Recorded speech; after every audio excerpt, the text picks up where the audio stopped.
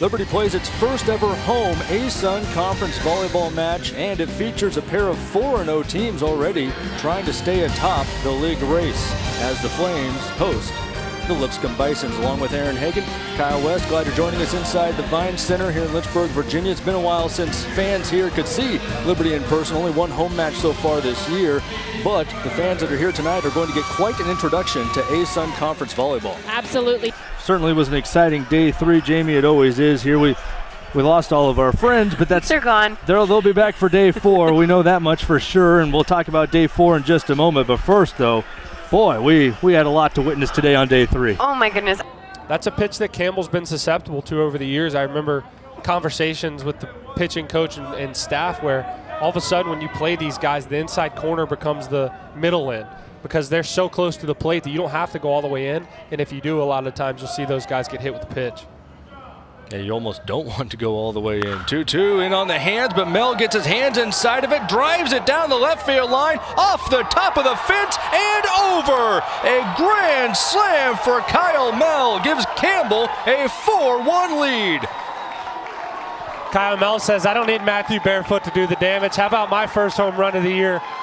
And he needed every single inch that he got behind that ball. He needs to write a thank you note to the Liberty grounds crew for making sure that padding isn't an inch thicker. Because if that padding is an inch higher, I don't know if it's gone, but that doesn't matter because Mel has a big smile on his face after driving this one beyond the left field wall. West Liberty with the ball. A 7-point advantage. Whoa! Grossenbacher from Bonifant, give and go, and 2 emphatic points. Timeout Concord.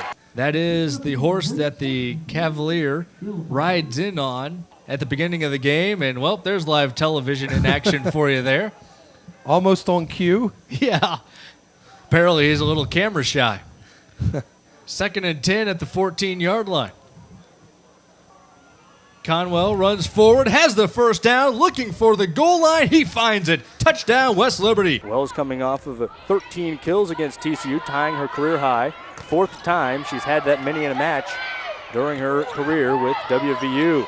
Good dig by Atia. Gotterba gets it back to Anderson. McClinton over the double block. Gotterba. Now Anderson takes a swing. Albers punches it. Great save by Cassie Waite, and Dockery keeps the point alive. Good rally here. Wells from the middle puts it into it, though. She's a player who's on the turf constantly practicing, working on her technical abilities. Bolton feeding it across, and Liberty is on the board. Jill Bolton, a sophomore, setting it up. And Liberty scores less than 4 minutes into the action. It was Monique Van Airle that put it home. We'll see Bolton setting it up here. Jamie looked for a handball, no such call. Strongen with it. Saville, the left foot, sending it across in front of the goal, and Hofstra ties it up. It's Hendrik Hebeker who had the assist on the game-winning goal, and he's right there for Hofstra for the game-tying goal here in the 20th minute. This is Grillo. Grillo had a goal earlier, brings it across, tries to feather it through. It's intercepted by Pierce, but what that does is buy a few more seconds for Western Michigan. Now less than 30 to go. A great lead pass though up for Bushinsky here. Bushinsky able to get it across. Now Nelson with it. 15 seconds remaining for the Flames. Nelson with a drive and a score! Zhang led JMU to a come from behind victory in a relay with the free just a couple nights ago. Now she's trying to do the same. It's going to be down to the wire. Lanes 4, 5, and 6, and at the wall it is 6. JMU does it.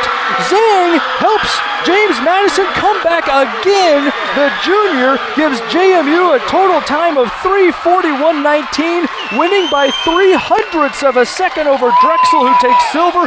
Towson, 3:41.70 is bronze, and look at the exuberation on Zhang's face. She does it again as the anchor, bringing James Madison back from a big deficit to give them the gold.